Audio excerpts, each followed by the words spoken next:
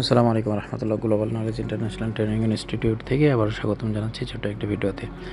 আজকে দেখাবো কিছু মানুষের ভুল কাজের জন্য আমরা কিভাবে মাঝে মধ্যে বিপদগ্রস্ত হই এবং টেকনিশিয়ানদের সময় এবং টাকা অনেক কিছুই অপচয় হয় এই ভুল কাজগুলোর কারণে। তো আজকে আমরা একটি ফোন পেয়েছি, যে ফোনটি হচ্ছে আইটেল A33। আপনাদেরকে পাওয়ার সাপ্লাইয়ের রিডিং আমরা দেখাবো ফার্স্ট টাইম, এবং ফোনটির সমস্যা হচ্ছে ফোনটি অন হচ্ছে না। পাওয়ার সাপ্লাইয়ের রিডিং একটু ফলো করলে আমরা দেখতে পাবো যে এখানে আমাদের 7 রিডিং আসছে। পাওয়ার বাটন চেপে ধরার পরে 7 রিডিং, এবং পাওয়ার বাটনটা যদি আমরা ছেড়ে দিই তাহলে আমাদের রিডিংটা দেখাবে 7। দেখুন, পাওয়ার বাটন ছেড়ে দেওয়ার পরে 7 রিডিং। সমস্যাটি হচ্ছে যে আমাদের পাওয়ার সেকশন কোনো কারণে হ্যাঙ্গিং অবস্থায় আছে। তো আমরা কিছু কাজ সিরিয়াল মেনটেন করে করতে হয়। কিছু কাজ আছে যে কাজগুলো অন্য টেকনিশিয়ানের কাছে যাওয়ার কারণে কাজগুলো যখন আমাদের কাছে আসে তখন আমরা কাজের কোনো আগামাথা পাই না। এই সমস্যাটা হচ্ছে যে দেখুন, এখানে প্যানেলটা তোলা আছে এবং প্রত্যেকটা পার্টসে আমি হিটিংয়ের একটা ইস্যু পেয়েছিলাম, যার কারণে আমাদেরকে এক সাইড থেকে কাজ শুরু করতে হচ্ছে। যোগ্য টেকনিশিয়ানরা সবসময় হিস্টোরির উপরে ডিপেন্ড করে কাজ করে, আর আমরা হিস্টোরিটাকে কাজে লাগাতে পারিনি এই ফোনের ক্ষেত্রে, কারণ এই ফোনটিতে আমাদের সিপিইউ, ইএমএমসি, পাওয়ার আইসি সকল জায়গাতে হিটিং এসেছিল। তো এই মুহূর্তে আমরা এখানে যে কম্পোনেন্টগুলো আছে পাওয়ার সেকশনের ওয়েতে, সেগুলোকে আমরা চেকিং করছি। পাওয়ার সেকশনের ওয়েস থেকে অনেক সময় এই ধরনের প্রবলেম আসে। আমরা চেকিং মারফত কিছু প্রবলেম এখানে পেয়েছি, যে প্রবলেমগুলো অনেক সময় পাওয়ার সেকশন থেকে হয়ে আসে, আবার অনেক সময় কম্পোনেন্ট থেকে হয়। আমরা রিকভারি করার চেষ্টা করলাম ওয়ে থেকে। এখানে বেশ কিছু কম্পোনেন্টের আমাদের বেসিক ব্যবহার করেছি, ছাত্ররা কাজটা দেখছে, এবং এখান থেকে আমাদের মিটার রিডিংয়ে কিছু প্রবলেম আমরা পাচ্ছি। সব মিলিয়ে কাজটি আমরা সমাধান করার চেষ্টা করছি, কিন্তু সমস্যাটা আস্তে আস্তে উপরের দিকে যাচ্ছে। এখানে আমরা একটা রেজিস্টারের প্রবলেম অনুভব করেছিলাম, যার কারণে রেজিস্টারটাকে আমরা এখান থেকে উঠিয়ে দিয়ে একটা জাম্পারের চেষ্টা করেছি, এবং এই রেজিস্টারটা প্রবলেমের কারণে রেজিস্টারটার ওহম বেড়ে গেছিলো। তো রেজিস্টারের ওহম বেড়ে যাওয়ার জন্য অনেক সময় আইসি প্রবলেম থাকে। নেক্সট কাজ হিসেবে আমরা পাওয়ার আইসিটাকে রিমুভ করেছি এবং নিচে যে বলগুলো ছিল সেগুলোকে দেখার চেষ্টা করেছি ঠিক আছে কিনা। এবং আমরা পাওয়ার সেকশনে ইনপুট আউটপুটে কিছুটা প্রবলেম পাই। যখন আমাদের সিপিইউ থেকে আমাদের কমান্ডগুলো সঠিকভাবে মেনটেন না হয় তখন কিন্তু পাওয়ার আইসির ইনপুট আউটপুটে কিছু প্রবলেম শো করে। সেটাকে রিকভারি করার জন্য আমরা একটু প্রচেষ্টা করছি। আমরা প্রথমে এখানে যে বিজিগুলো আছে সেগুলোকে আমরা উঠিয়ে ফেলব।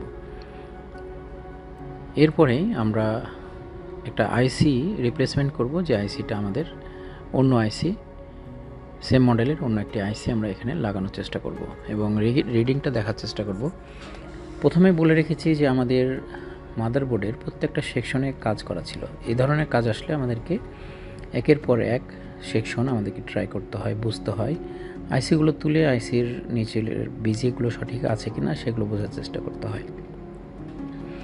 এই মুহূর্তে আমরা নতুন আরও একটি আইসি লাগানোর চেষ্টা করছি। এখানে ছোট একটি ইনফরমেশন ছিল, সেটা হচ্ছে যে নতুন আইসি লাগানোর ক্ষেত্রে অনেক সময় আমরা রিভলভ করে ফেলি, কারণ যে আইসিগুলো মার্কেটে আমরা পেয়ে থাকি সেই আইসির বলগুলো অত্যাধিক শক্ত হওয়ার কারণে প্রচুর হিট লাগে আইসিগুলো লাগানোর জন্য, যে হিটে বল গলার আগে আইসিগুলো ড্যামেজ হয়। পাওয়ার আইসি লাগানোর পরে আমরা একটু চেকিং করছি কম্পোনেন্ট ইনপুট আউটপুট। চেকিংয়ের পরে আমরা পাওয়ার সাপ্লাই একটু চেক করব যে পাওয়ার সাপ্লাই আমাদের রিডিংয়ের কোনো ধরনের চেঞ্জ এসছে কিনা। একটা কথা বলে রাখি, সেটা হচ্ছে যে একই ধরনের সমস্যা অনেক সময় পিএমআইসি থেকে হয়, অনেক সময় সিপিইউ থেকে হয়, অনেক সময় ইএমএমসি থেকে হয়।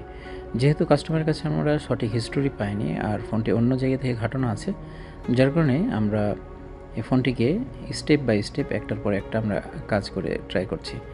দেখুন, আমাদের রিডিংয়ের অবস্থানটা আগের মতোই আছে।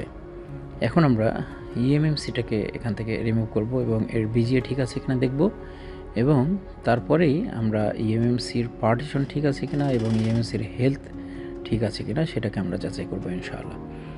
আমরা ইএমএমসি রিহট করছি।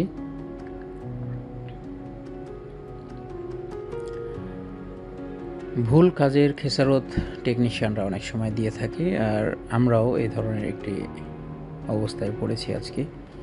ছোট্ট একটি সেট যার পিছনে অত্যাধিক শ্রম যাচ্ছে। দেখুন, আইসিটা তুলেছিলাম আমরা ইএমএমসি স্টোরেজ, এবং এই স্টোরেজটা আমরা চেক করছি আমাদের যেটা প্লাস দিয়ে এবং এখানে দেখুন যে আমাদের মডেল নাম্বার দেখাচ্ছে ব্র্যান্ড আইটেল এবং আইটেল W500 IP।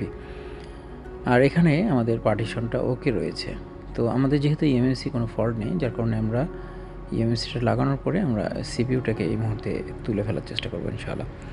এবং সিপিইউটা যখন উঠে যাবে আমাদের, তখন আমরা সিপিইউটাকে রিভলভ করব। রিভলভ করে আমরা সেটাকে লাগানোর চেষ্টা করব। ফাইনালি যদি আমাদের ডান না হয়, তাহলে আমাদেরকে অবশ্যই সিপিইউ চেঞ্জ করতে হবে। তবে এই ফোনগুলো ডেড ইস্যুর জন্য আরও 2-3টা সেকশন আছে, যেগুলো থেকে আমাদের কম্পনের মাধ্যমে সিগন্যাল তৈরি হয়। তো আসলে ইলেকট্রনিক্সের বেসিকের ধারণাগুলো থাকলে আমাদের কাজটি সহজ হওয়ার কথা। বন্ধুরা, আমরা সিপিইউটা তুলেছি এবং সিপিইউ তোলার পরে আমাদের এখানে বিজিএগুলো মোটামুটিভাবে কারেক্টই দেখতে পাচ্ছি আমরা। আর এক সাইডে একটা প্রবলেম আমরা দেখছি, এখানে দেখুন একটা বলের প্রবলেম রয়েছে, সেটাকে আমরা রিকভারের চেষ্টা করব ইনশাআল্লাহ। আমরা আইসিটাকে রিভলভ করে নেব ফার্স্ট টাইম, এবং এখানে যে বিজিগুলো আছে সেগুলোকে আমরা রিমুভ করব। অনেক সময় হার্ড বিজিএ যেগুলো থাকে সেগুলো দিয়ে সিগন্যাল পরিবহন করতে বাধাগ্রস্ত হয়, যার কারণে সে ফোনগুলো অন হওয়ার ক্ষেত্রে কিছুটা ট্রাবল করে। যার কারণে আমরা এখান থেকে বিজিএগুলো সরিয়ে ফেলে এবং 183 আমরা টেম্পারেচারের বিজিএ পেজ দিয়ে আমরা বল তৈরি করব। যে বলগুলো তৈরি হওয়ার পরে তার টেম্পারেচার দাঁড়াবে মোটামুটি 400 থেকে 450। বন্ধুরা, আমরা ডিসোল্ডার ওয়্যার ইউজ করছি আমাদের বিজিএগুলোকে তুলে নিয়ে আসার জন্য। এবার আমরা সিপিইউটাকে রিভলভ করব। আমরা পেস্ট ইউজ করছি এবং এই পেস্ট ছিল 183 সেলসিয়াস টেম্পারেচারের। আমরা রিভলভটা কমপ্লিট হলে ইনশাআল্লাহ আইসিটি লাগানোর চেষ্টা করব। যদি আমাদের এই ফোনগুলোর ডায়াগ্রাম থাকতো, তাহলে আমরা আরও ভালো চেকিং করতে পারতাম, যেহেতু সেটগুলোর ডায়াগ্রাম আসে না আমাদের হাতে, যার কারণে আমাদেরকে ম্যানুয়ালি স্টেপ বাই স্টেপ কাজের চেষ্টা করতে হচ্ছে। আমাদের রিড বল কমপ্লিট। এখন আমরা আইসিটা এখান থেকে বের করব এবং কিছুটা সোল্ডারিং করে আমরা বলগুলোকে আরও পারফেক্টভাবে আইসিতে বসিয়ে নিয়ে তারপরে আমরা রিপ্লেসমেন্টের দিকে অগ্রসর হব। বন্ধুরা, আমরা step by step power IC, CPU এবং ইএমএমসি সকল কিছু চেক করেছি, এবং ইএমএমসি চেকিংয়ের একটা ভালো পদ্ধতি আমাদের হাতে রয়েছে, যে ক্ষেত্রে সিপিইউ অনেক ক্ষেত্রেই আমরা সেভাবে চেক করতে পারি না। এর জন্য আমাদেরকে আউটপুট ভোল্টেজের উপরে ভরসা করতে হয়। যদিও বা এই ফোনগুলোর ডায়াগ্রাম নেই, কিছু কিছু আইসির আমরা আউটপুট ভোল্টেজ নিয়ে কাজ করি ম্যানুয়ালিভাবে।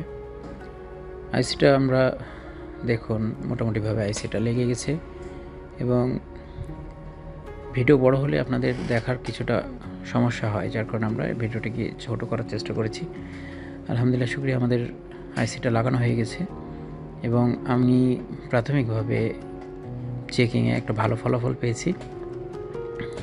এখানে দেখুন প্রত্যেকটা আইসিতে কাজ করা ছিল, যার কারণে আমাদেরকে স্টেপ বাই স্টেপ প্রত্যেকটা সেকশনে কাজ করতে হয়েছে।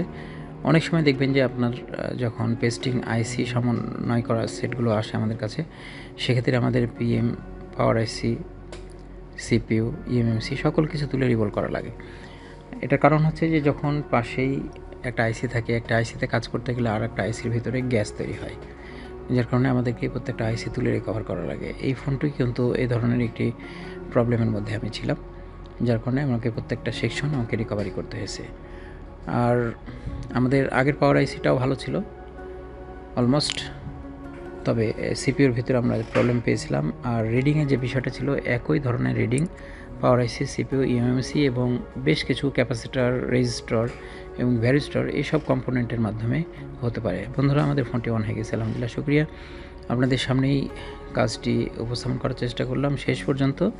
তবে একটি বিষয়, যারা মোবাইল ইউজার তাদের জন্য আমি বিশেষ অ্যাডভাইস দিয়ে রাখি, যদিও বা কাজের রেটের কিছুটা তারতম্য থাকে, তবুও একটা ভালো টেকনিশিয়ানের কাছে আপনি কাজটি করানোর চেষ্টা করবেন। তাতে করে এই ধরনের সমস্যা থেকে আপনি অবশ্যই পরিত্রাণ পাবেন। গ্লোবাল নলেজের সঙ্গে থাকার জন্য সকলকে ধন্যবাদ জানাচ্ছি। ভালো থাকবেন সবাই। আসসালামু আলাইকুম রহমতুল্লাহি ওয়া বারাকাতুহু।